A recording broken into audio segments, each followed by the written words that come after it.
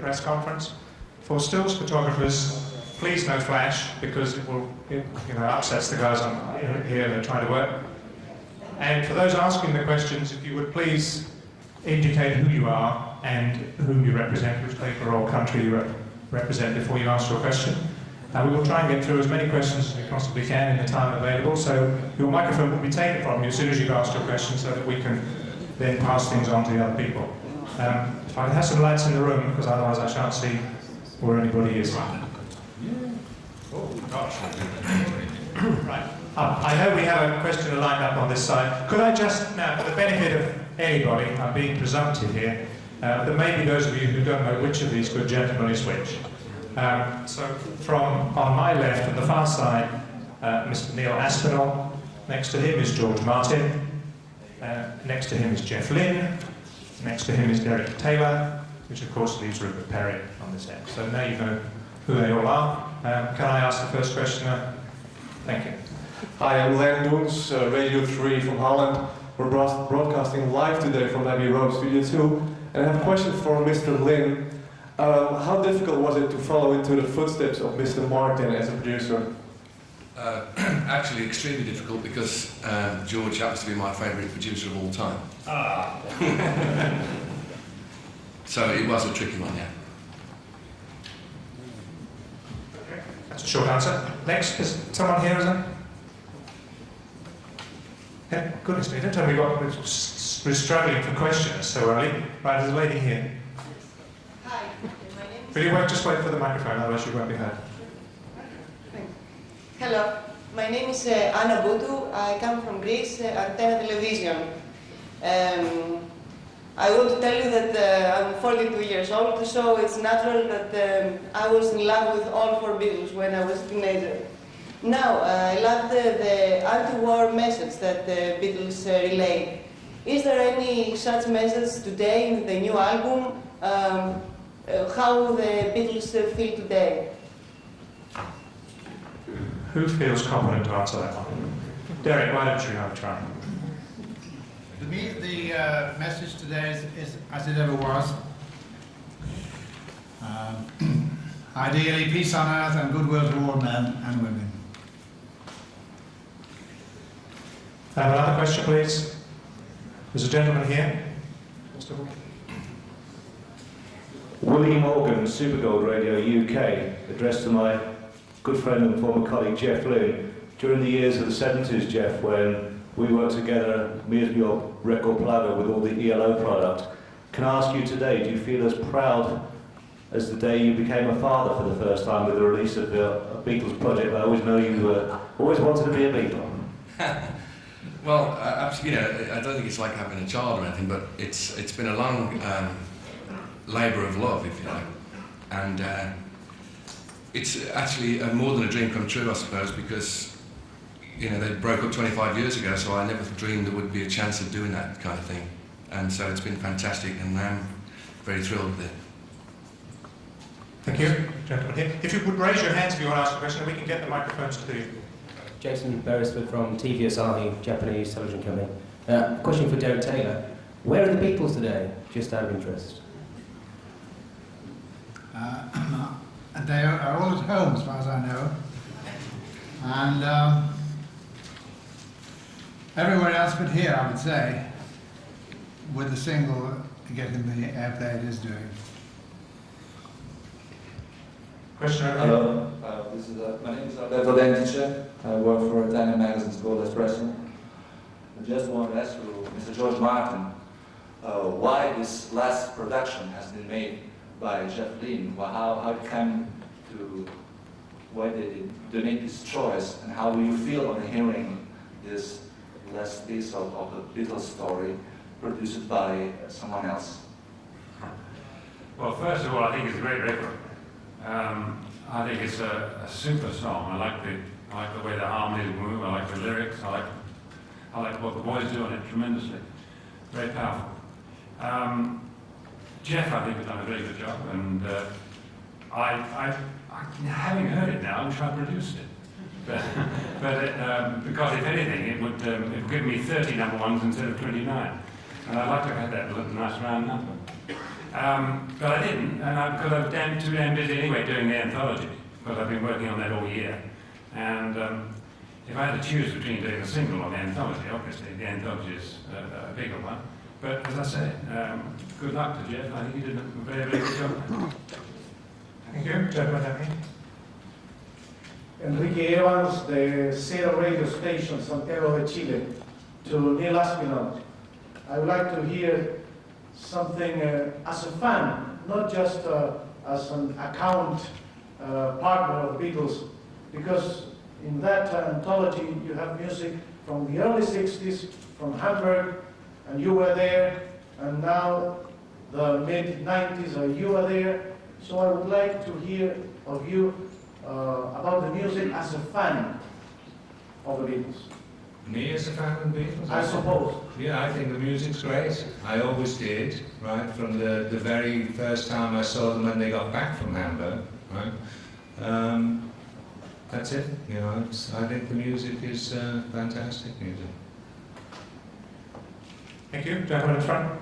Neil McGarvey from Telegraph. For years it was said that there was no Beatles material to be released, and they insisted that the outtakes would never be released. They weren't good enough at the time. Why are they good enough now?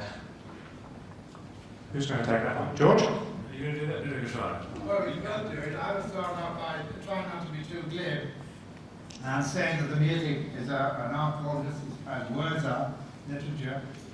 And just as books take on a certain patina when the years have passed and they're reproduced in manuscript form with ink blots and annotations and larger self-political speeches, Churchill papers and so on.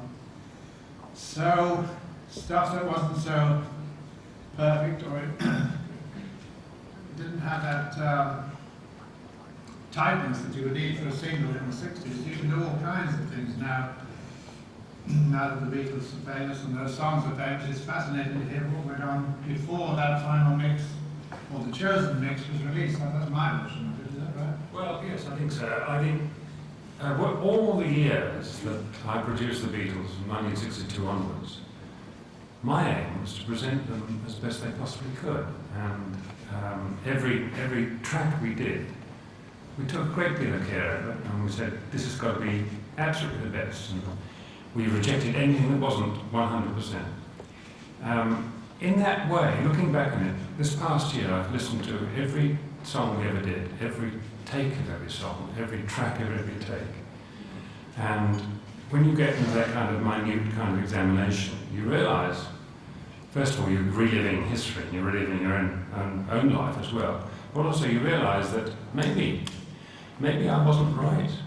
Maybe, in fact, some of those early takes, which we worked on and honed, some of them had a charm. I know they had mistakes in them, and they had little bits of wobbly bits now and again, but some of them were absolutely gorgeous things.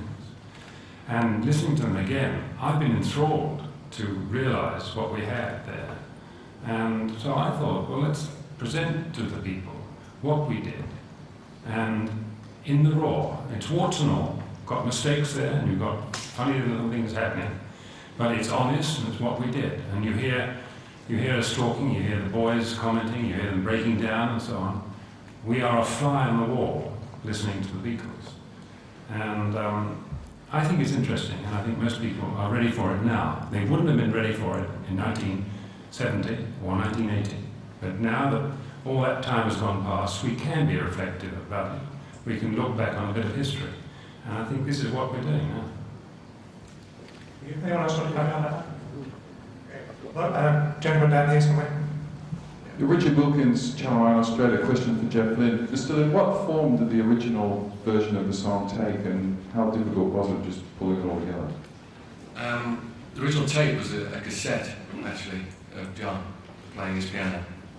And it was very difficult to make it, to get all the rest of the Beatles playing on it, yeah. A long process, sort of working backwards really. Usually you start, with the backing track and then you put a vocal on it, but this one we started with a vocal and put a backing track on it. Thank you. Gentleman at the front. Jonathan Coleman, Virgin Radio UK. A question to Jeff Lynne and also, I guess, to George Martin. with the track when you first heard from the cassette, and George, did you hear it first, or did you hear it together? Would you have done it differently? Is it going to be a Christmas #1? And as John looks down on us from heaven, do you think John would approve? Oh gosh, you do it first, Jack. I really hope John would approve, because it was made with real lots of loving care, you know, and with all the thought in the world to get it right. I don't know. There wasn't it? Well, I hate if questions. I mean, the if questions are, what would have happened if Hitler hadn't invaded Poland, you know? And the other one if is, what would have happened if I hadn't signed the Beatles? So there are lots of ifs. If I had done it, would I have done it differently? Of course I would have done it differently, because I'm not Jeff Lynne and he's not me. And if he produced Sgt. Pepper, he would have done it differently too. Not to say that it would have been any better or any worse, but just differently. And I you know, but it didn't happen, so the if question doesn't arise. I think whether John would approve, who's to say? That's another if one. John changes his mind more often than he changes socks. And if you had him in the right mood, he would have said, great, yeah, fantastic, fab. On the other one, he would just have snagged it off. I don't know. The very fact that Yoko gave the track to Paul with her blessing, and she was the closest of all to John in the end, as an indication that she thought that John would have liked it. And I think that I was a bit chary about the idea to begin with, I must confess, but having heard it, I think it's the only way we can hear the Beatles again, and I think it's a marvellous thing to have done. Will they have one for Christmas? It will be #1 all over the world, there's no doubt about that. It's in the middle here, lady. Thank you. I'm from Greece, from the newspaper Tana. I'd like to ask why this happens now. I mean, why not a little bit before and why not later? Has to do anything with financial problems or something like that? Any financial problems, gentlemen? The reason it happened now, right, it could have happened next year or it could have happened last year. It's just taken this long, since about 1990, to put the whole thing together. And so that's why it's coming out now. It's just, now's the time that it's ready. Thank you. Over here. Yes, hi, this is Guillermo again from Spanish newspaper El Mundo. The question is, is it true the creative rivalry that some magazines said there was between George Harrison and Paul McCartney? Just recently now, some magazine reported that one of you was the choice of George Harrison as a producer and the other one Paul McCartney. That's me, I suppose. Actually, George did ask me to help with the recording, and I didn't know Paul that well at the time, but since I've got to know Paul very well, and we're good friends, and so I'm pals with all of them. So maybe for the first day it was a little bit different, but we soon got on like a house on fire. Sue Phillips from Canadian Broadcasting. Is there anything left? Does Yoko have anything in the bottom drawer anywhere, or is that it to anybody? We don't know what Yoko's got in the bottom drawer.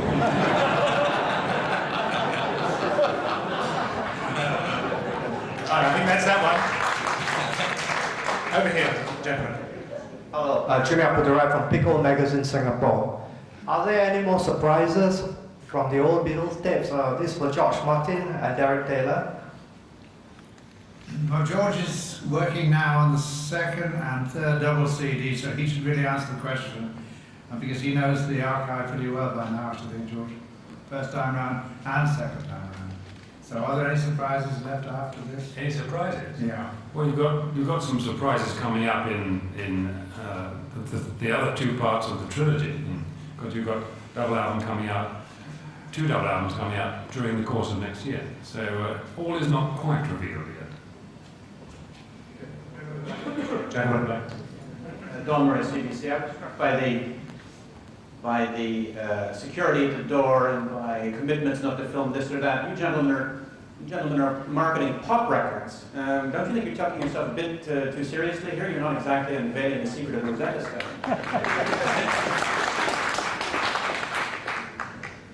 Well, I've never taken myself seriously, certainly not today.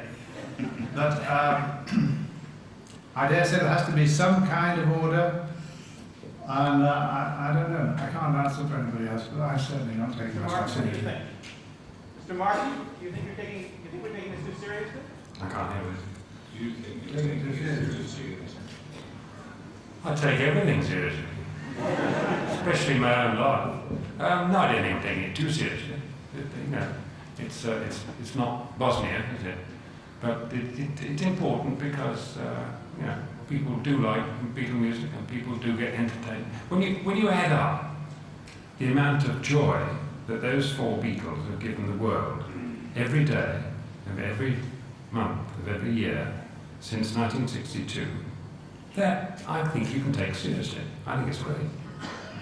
Yes, Benigoni Stampa from Italy. To Jeff Lynne, doesn't the song start a little bit like Traveling Wilburys? Little bit. Sorry, does it sound like the Travelling Wilburys, did you say? I think Travelling Wilburys, I think was mentioned. No, I don't think so. The Travelling Wilburys, we make records in about 10 minutes. It's like a skiffle format, but making a Beatles record was much more complicated. It took about 15 minutes. No, sorry. Get back here. A question for Neil Aspinall, Ben Cole's Capital Radio London. In 1971, John Lennon said that the Beatles had plenty more stuff in the archives, but he didn't deem any of it good enough to release. What would you say to that? I personally think that it is good enough to release, and I thought George Martin gave a very good explanation of that just a few minutes ago. Did he really explain it, though? Okay, thank you. Another one down here. Yes, David Stark from Something for Jeff. I believe there is a second single, Real Love, which I think is being previewed this week on TV as well. And knowing the original version of it, which has come out, and John's vocal on it is rather clearer than on Free as a Bird. Just wondered how you feel about the second song and which one you prefer, if any. I prefer probably the first one, because I just think the song's a little bit more, has more depth or something, but I do like Real Love as well. Real Love was actually, the physical condition of the tape was very difficult to deal with. I had to use a lot of computer stuff, to get it cleaned up to start with before we could even work on it. But I love them both, I was so thrilled to be just working with them. I think they're both as good as each other. I think the original demos of this were just a cassette that John had put on the top of his piano when he sang. And so you can imagine what the quality of the voice versus piano must have been. Thank you. Tim Tucker from Total Guitar. I'd like to ask George Martin, this event has proved the music of the Beatles has resounded this far into this century. Do you think it will continue to resound into the next century? And at what point did you realise that their music was more than just pop music and something that would actually have a larger influence? I'm biased, but I do honestly think that the Beatles music will go on for a very long time. It seems that each generation, as it grows up, finds them for the first time, each time anew. And I've seen that happen in my own family, where my kids have grown up and suddenly discovered the Beatles, and my grandchildren are discovering the Beatles, and I've no doubt that in due course my great-grandchildren will. I think that the Beatles will be with us for a long, long time, because they represented the spirit of their generation, and they were the classical equivalent of the best of music that we could possibly offer. They were unique. They were not only great songwriters, they were great performers too. I mean, Elvis Presley was a great performer, but he couldn't write songs. Cole Porter was a great songwriter, but he wasn't a performer. It's not often you get the combination like that. It was a one-off. I think we've got time for just two more. Hi, I'm Anna Balazzi from Radio Juventus in Budapest, Hungary. The question is, does the exact release date have any significance? As far as I know, no significance, except that it does seem to have a timeliness, and it seems to be the right day, in the right month, in the right year, because we are all here today in a quite an organic way. It hasn't been something we've had to strive for or had to respond a lot to. to press and television and word demand, but it seems to be bang on time, as usual. But otherwise, it's an accident of timing, in my opinion. I'm not a record man, I'm just a Beatles friend. Okay. Gentleman down here. Hi, my name is Henning. I'm from BT Copenhagen. Where are the three Beatles today? What were the reasons for not being? We did ask. Oh, George. I asked George. Whoever. Well, what I said before is that they are all at home. Perhaps it wasn't a sufficient answer. They're not here because, I suppose, because the music's here and they don't need to be. George is in Australia and Ringo's in Europe and Paul's at home. And phoned before to say he hoped everything went well. And I hope it does. It would be an overbalancing act anyway if one of them would walk to the door there. We would very much like the BT men. We'd have to get off the stage immediately.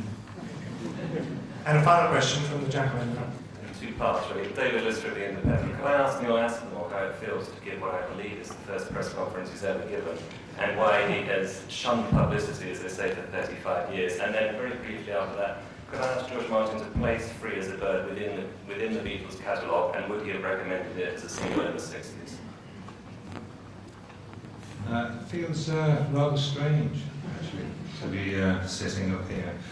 And I don't know about shunning publicity. I've always felt that, you know, when people have asked me questions about the Beatles, I've always felt that in the past that the Beatles could answer those questions far better for themselves than I could. George, did you want to? Right. Well, I mean, whether I would have chosen Free as a Bird as a single, was that the question? Yes, because that's all there is. But apart from that, it is a good song. I mean, if you want me to place it in terms of rating it to, oh God, there are about 300 songs on it, something like that. You know, if you compare, everyone has their own favourites. I don't think it's as great as Strawberry Fields. But I think it's better than many other. And Strawberry Fields, by the way, was the first record. Strawberry Fields and Penny Lane was the first record that didn't make it to #1. This will make it to #1, I'm confident. And I think it's much better than the other #1s we've had. So I think it's between the two. You know, I think it's not the greatest they've ever done, but it's certainly a very, very good record indeed. And be thankful for Small Mercies. You know, you don't often get this happening. Gentlemen, thank you very much. Thank you very much for your time. I'm sorry those of you who couldn't ask the questions didn't have time. We will now be showing the video for Free as a Bird, after which there is an opportunity to photograph these gentlemen together. In answer to the gentleman who was concerned about the bureaucracy, as far as this next segment is concerned, it's for extremely good reasons, notably that independent television at 8:55 tonight had the UK exclusive on this video. That is one very good reason why we're asking you not to film it.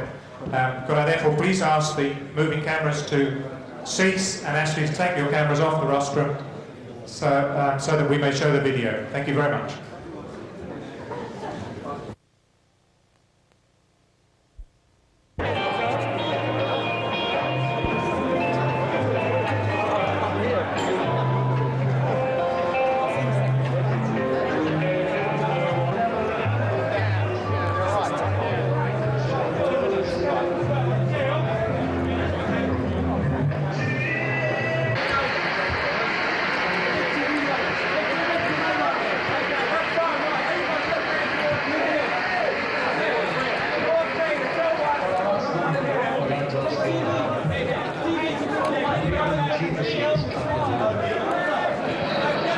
And the rest of you can just rattle the tune.